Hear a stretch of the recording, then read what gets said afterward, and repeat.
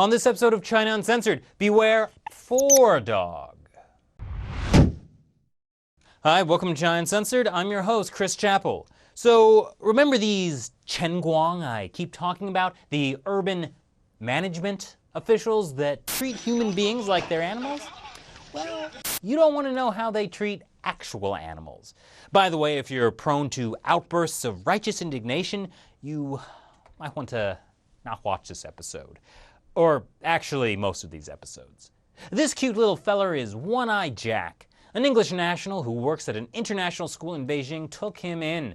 Oh, heartwarming until it became blood-boiling. According to an interview in the Nanfang, the owner, who wishes to remain anonymous, took little old One-Eyed Jack for a Saturday morning walk when three men stopped him. Two were dressed in Chengguang uniforms, the other was in plain clothes. They asked to see the dog's registration, but since he had just gotten the dog, he didn't have it yet. But he said the dog was already vaccinated, on a leash, and the registration process was already underway. Well, the Chengguang, who seemed a bit drunk according to the owner, were getting a bit surly. And by surly, I mean they knocked the guy back, grabbed the leash from him, and beat the dog on the head with their baton. 4 times, while one held the guy down so he got to see the whole thing. That was the end of One-Eyed Jack. The Chengguang scooped him up in a black bag and drove off in an unmarked car. Now, obviously, One-Eyed Jack's owner was a bit distraught, and it didn't help that police told him that since the dog didn't have registration papers, they couldn't do anything. You see, China has some pretty strict rules when it comes to dogs.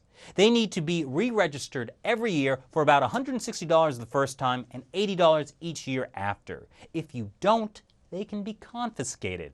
Like the Public Security Bureau, aka the police, have actually been known to go into residential compounds at night, knock on your door, and check. And if old Fido doesn't have a registration, off he goes. That's also why you need to always carry it with you when you walk your dog, or else it can be confiscated. And if that happens, you'll also face an $800 fine. Big dogs also have it hard. In Beijing's urban districts, you're not allowed to have a dog taller than 14 inches at the shoulder. There are also 40 different breeds that are banned because they're large and vicious, like Dalmatians, Golden Retrievers, Boxers, and Collies. Sorry, lassie, Timmy's just gonna have to stay in that well. And remember, you have people from the Public Security Bureau going to your apartment to check. And what happens if your large dog is taken? Well, you can't get him back. In fact, according to the New York Times, some animal rights advocates say those dogs end up going to the dog meat traders. By the way, the annual Yulin Dog Meat Festival is coming on June 21st, so get your tickets now. By the way, that New York Times article also says that some dog catchers have admitted to being given quotas for how many dogs to bring in. And by no means was One-Eyed Jack the only dog to suffer this fate.